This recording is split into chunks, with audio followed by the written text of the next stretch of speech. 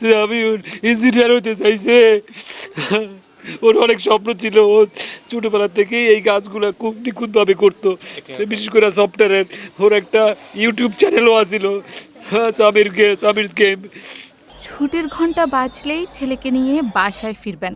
তাই স্কুলের গেটে দাঁড়িয়ে সন্তানের অপেক্ষা করছিলেন রেজাউল করিম। বাবাকে দেখে ছোট্ট সামিউলও হেঁটে আসছিল বাবার দিকেই। ঠিক তখনই বিকট শব্দে আছড়ে পড়ে যুদ্ধ বিমান। বিমানের পাখার দাপটে এক মুহূর্তেই বাবার চোখের সামনে সব নিঃশেষ হয়ে যায়। ও ওদিক থেকে আসতেছে, আমি দেখতেছি ও আসতেছে।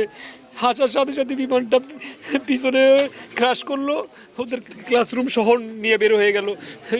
ওরে আমি ধরতে গিয়ে আর পরে দেখছি ওর পিছন থেকে কি জানি একটা লাগলো, পড়ে গেল ওর সাথে সাথে। তখন আমি ওরে ধরে নিয়ে বিমানটা মাঠে পইরা তারপর ঢুকে গেছে স্কুলের ভিতরে।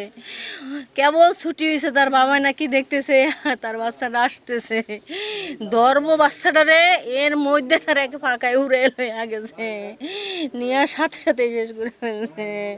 ওর বাবাই ওই অবস্থায় কাঁধে নিয়ে বাচ্চাটারে দৌড়াইছে। আমি তো আমারে ফোন দিছে, আমি যায়া দিই, আমার বাবাই বলে নাই। সামিউলের নানার বাড়ি আজ শুনশান নীরব। উঠানে রোদ বৃষ্টি খেলা করলেও বুকফাটা আর্তনাদ বিমর্ষ করে রেখেছে বাড়িটিকে।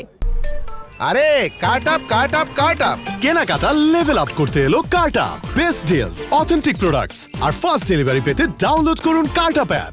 এই উঠানে কয়েকদিন আগেও খেলেছে সামিউল। সেই সবই আজ শুধুই স্মৃতি। আমি জানি না বাংলাদেশের কর্তৃপক্ষরা কি চায়, কিভাবে দেশ চালাইতে চায় তারা, আমি জানি না কোন আক্কেলে আর কোন বিবেকে তারা এই স্কুলের মধ্যে ট্রেনিং দেওয়ার ব্যবস্থা করছে।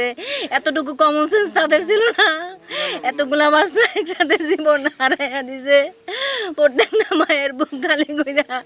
আমার একটা সরকারের প্রতি অনুরোধ যে এই ধরনের প্রশিক্ষণ জানি কোনো এই জনবহুল এলাকায় না ঘটে, এবং কোনো মায়ের বুক আমার মতো বাবার এই সন্তানের লাশ এটা এই পৃথিবীর যাদের গেছে তারা অনুভব করতে পারবে।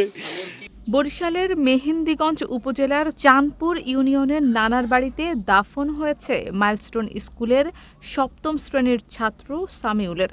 বড় হয়ে ইঞ্জিনিয়ার হতে চেয়েছিল। শান্ত স্বভাবের সামিউল এভাবে চলে যাবে তা যেন কোনোভাবেই মেনে নিতে পারছে না স্বজনরা। একটা জনবহুল এলাকার ভিতরে যেখানে ৫ কোটি লোকের বসবাস, আমার প্রশ্ন এখানে, সেখানে প্রশিক্ষণ বিমানটা উড়ায় কেন? আর জায়গা নাই বাংলাদেশে, ট্রেনিং হয় না। শারমিন নিশু, ঢাকা পোস্ট।